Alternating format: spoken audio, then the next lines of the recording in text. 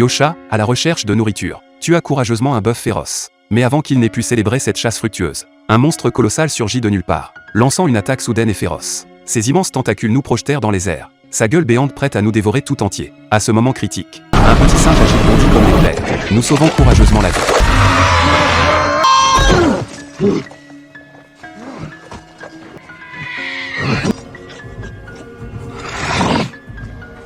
Nous avons réussi à nous échapper, mais cette créature terrifiante nous poursuivait sans relâche, refusant d'abandonner sa chasse. Le petit singe nous a rapidement conduits dans un sous-bois dense pour nous mettre à l'abri. Malgré sa taille énorme, le monstre ne montrait aucune crainte des menaces qui se cachaient dans l'herbe. Yosha abattit d'un coup décisif un arbre imposant, utilisant ingénieusement le tronc tombé comme tremplin improvisé. D'un seul bond parfait, il détruisit complètement la bête maudite.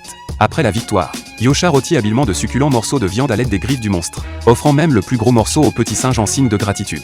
À ma grande surprise, le singe lui cracha soudainement dessus. Après avoir observé attentivement ce comportement, j'en déduisis qu'il s'agissait peut-être d'un geste particulier de bonne volonté au sein de leur espèce. Cet adorable petit singe semblait sincèrement attaché à Yosha.